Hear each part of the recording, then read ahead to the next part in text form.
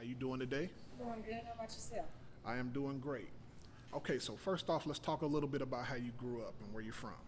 From a small town. It's called Covington, Louisiana. It's probably about 30 minutes outside of New Orleans. Okay, so being from Louisiana and growing up in that culture, who were some of the artists that you liked growing up? Definitely Hatch. Boosie. We call him Hatch. For me, it would be Boosie and Juvenile. I would have to say coming up. Like, that's Okay. all I listen to. And being, you're coming from a younger generation, I'm assuming. So, how did you latch on to someone from Juvenile who probably is a little bit older and who might have been popping maybe when you were younger? Maybe I just got a whole soul. I don't necessarily know. Like, I just like raw rap music. So those were the people that I came up listening to. It was always Boosie and Juvenile. So Okay, so growing up, so how did you get started into the music? I always rapped. Like from a little bit of yay high. I knew probably from about 7 or 8 I was going to want to rap. So it's always just been in me. Just rapping. When did you start putting out music? I would say I got serious about 2 years ago. So I would record every now and then, but I wasn't serious about it, And I just woke up one day, I'm like, man, I got a gift, like, let me quit playing, like, and just give it a shot. So being someone who you just started, Mm-hmm. how did you manage to make it on BET's The Next Big Thing? The crazy thing about it is they found me. Really? It was actually one of Currency engineers who hit me up. He was like, yo, I got an idea. I think it would be good for you. You could use the exposure. And I was like, okay, I'll check it out. And it worked in my advantage. So what was the experience like being on the show? It was different. I'll say it was different. Being around some of the cast members. But for the most part, I enjoyed the experience. I wouldn't change it. It was cool. Is there anything you learned about reality TV or just being on television that you didn't know prior to? It would probably be just doing the same thing repeatedly over and over and over and over and over. Just trying to keep calm, not get irritated. But it was a little different for me. So working in television and just constantly having cameras in your face, That was cool. Like I probably about the second week I got to the point where I didn't even realize the cameras was there. Like so it was natural for me. a lot of people say that have been on television and things of that nature. Once they get used to it, it's just an everyday thing. And It became, it was cool. It was straight. so what about like dealing with other cast members and things of that nature? At the end of the day, it's a competition. Yeah. So were there any friends or? I had a couple friends. Tate, I locked in with Tate. I locked in with Juve. I locked in with Maya. Locked in with Duran. It was all about. Everybody was cool for the most part. So. Okay, so during the show, you had a mentor, Nipsey Hussle. Nipsey, yeah. What did you learn from him while working with him? Basically, just to be relatable to your people. You know what I'm saying? And that's my thing. I'm not trying to reach out to anybody that's not for me. If you can vibe with my story, my journey, and you can adapt to what I got going on, then that's what it is. Like, I'm not trying to, I'm just doing my own thing. Like, it was cool. It was cool. Obviously, he passed. What was that like for you during that time? It was really just unreal.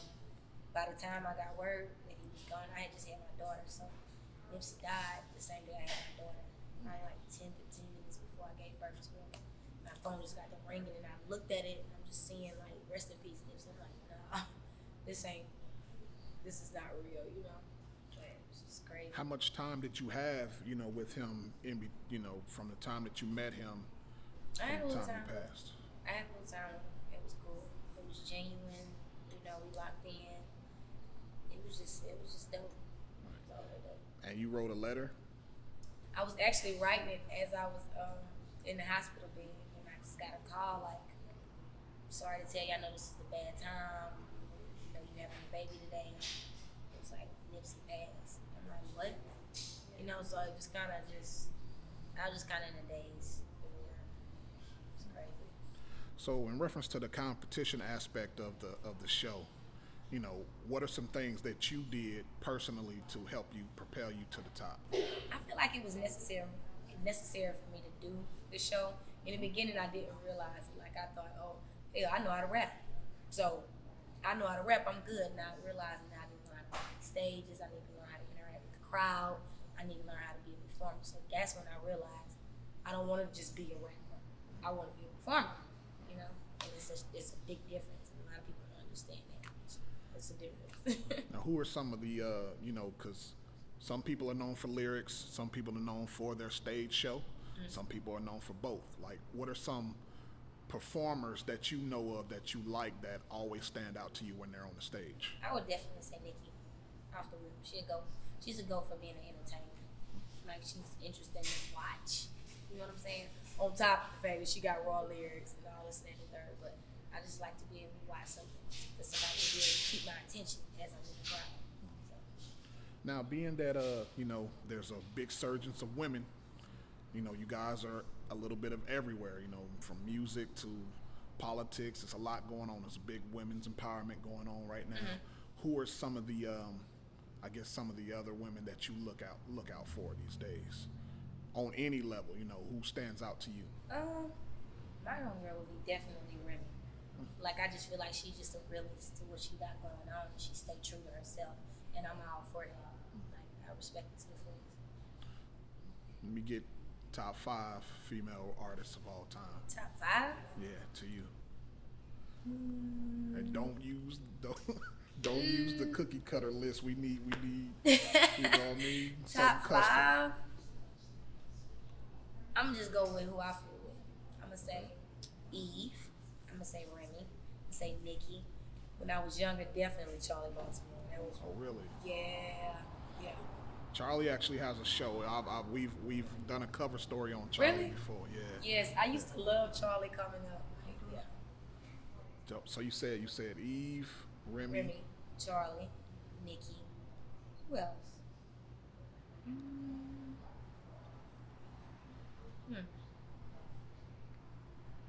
That's a tough one. There's a lot of them out there, especially now. Yeah, as far as like, I don't know. That's a hard one to say. It's a couple. It's a couple people. Top four.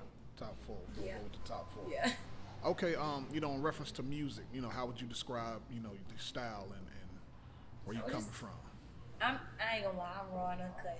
Like, I'm gonna keep it a stack. I'm all the way raw with mine. But my music is about what's going on with me and what I'm dealing with at the time. Like, I'm not really a artist that just go, oh, let me just pick this topic and I'm gonna write this song. I want you to be able to feel what I'm going through when I write the music. So now, New Orleans, Louisiana as a whole, they have the bounce music. Are you coming from that angle? But you gotta understand, I'm from the country. Okay. So I'm 27 miles out of New Orleans, and I'm probably 30 minutes from Baton Rouge, so I'm in between. And it's a difference. Like, Baton Rouge have their own sound. Where I'm from, we have our own sound, and New Orleans have their own sound. New Orleans is known for bounce. It's the Creoles, the Cajuns. Like, it's totally different to say we only 30 minutes apart from each other. Right. So it's different. Okay, so it's not bounce. I'm definitely not bounce. Okay, so being from the younger generation and also being social media, social media is caused, like when I was growing up, we listened to people from all over and everybody had their own sound. But now with social media, it seems like everybody's meshed and people from Milwaukee can sound like you. People from Iowa can sound like Atlanta. See, and I think that's what makes me stand out. I don't feel like anybody can sound like me. Like, I think that's almost impossible. So describe your writing process and not even trying to sound like that, but I just go in and I just go off in the booth. Like, I don't even really write down. I feel like I'm giving it too much time to just perfect me writing. Like, I'd rather hear the beat, go in the booth, lay it out, and just do my thing right there. So are you, only a few people are known for doing that. You got the Jay-Z. But I didn't start off doing that. It's just really? The more I got comfortable with my music, it just led to that. Like, okay, I'm wasting too much time sitting here trying to think of some raps when I can go in here and catch a vibe and go crazy. Like, it's just a. So are you freestyling it, or are you writing it in your head, In my piece by head. piece? In my head.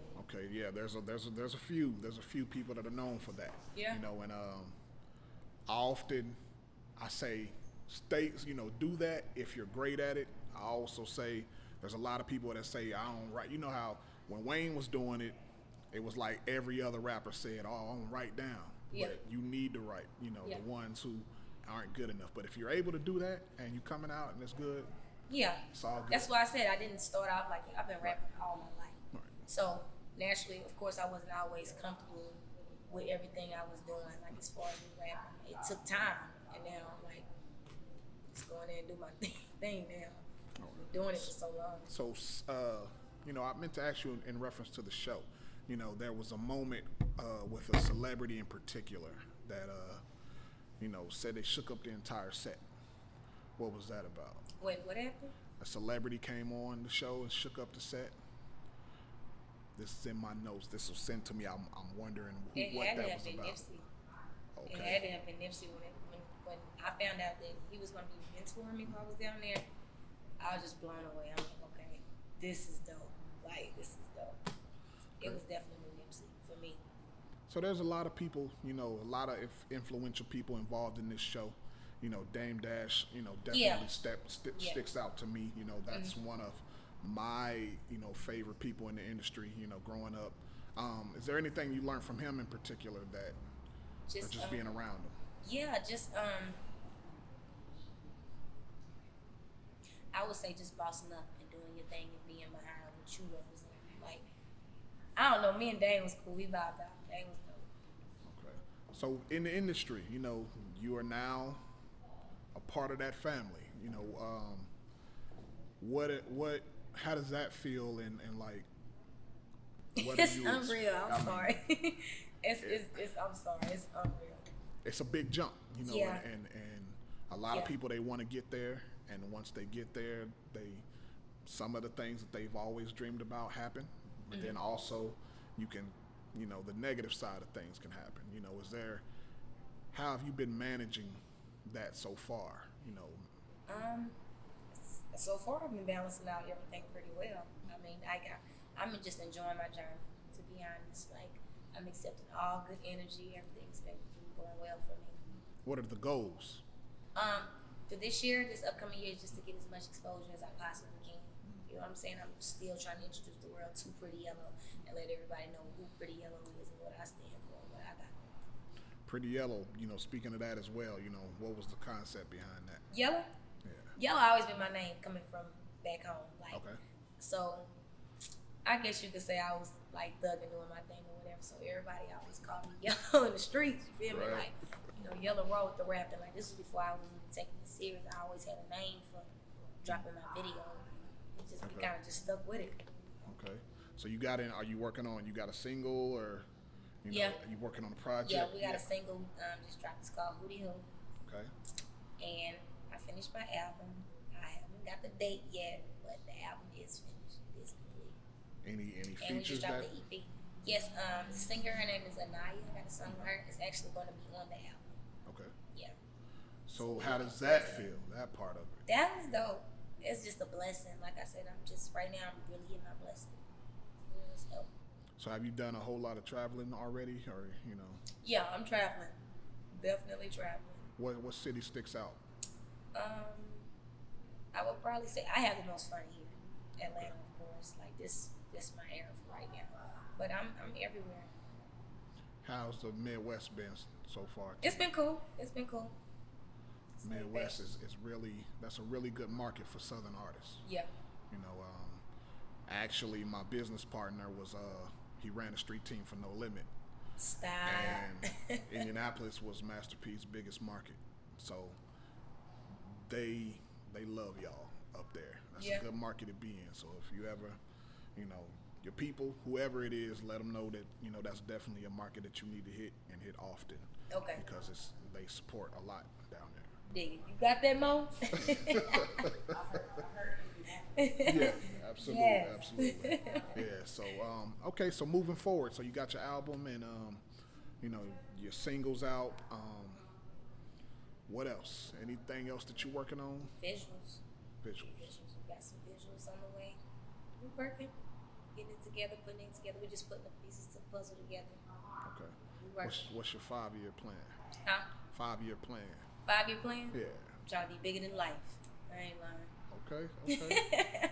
All right. Now, out of the new artists, you know, because like I said, it's a whole lot of you. I try to keep up, but it's like Yeah. it's a bunch coming out at the same time. Are there any of the newer artists that you like in particular, in reference to women? As far as females, Yeah. I'm gonna be honest. I can't just really just say. I got you. I can't got you. really just. Okay. I kind of be just, on the zone. I don't really just know off the top. Got you. Okay. Not this era. Not this era. Yeah, because it's like I said, they're flooding in pretty quickly. So like the Mia X's and the Foxy Browns and all, and the Mia X is one of my favorite women rappers. You know, so up under that, you know, you got the Nickies and all of that, and then you got another tier, and then it seems like maybe 2 more. I don't know. It's just like I said, they're coming out Yeah, I pretty can't quickly keep now. up. I can't keep up. I'm trying to keep up with my with what I got going. Right. But yeah. Now, other than style, how do you plan on setting yourself apart? You said that nobody sounds like you, but in reference to visual, obviously, you know, your hair alone that pops a little bit. You notice when you walk around. Yeah. But I just and when I say that, I meaning like I'm me, and I always say it's got to be in you, not on you. It don't matter if I got on a $50,000 chain or a $20 chain. Like I feel like your personal drip is something that's in you. Nobody can buy that. You know what I'm saying? Like I feel like I do my own thing and I'm raw with it. Gotcha. So for those that don't know who want to keep up with you, how can they do that? You can find me on all social medias. Pretty Yellow is spelled as it is. All right. All right. Well, I appreciate you. Thank you. I appreciate you.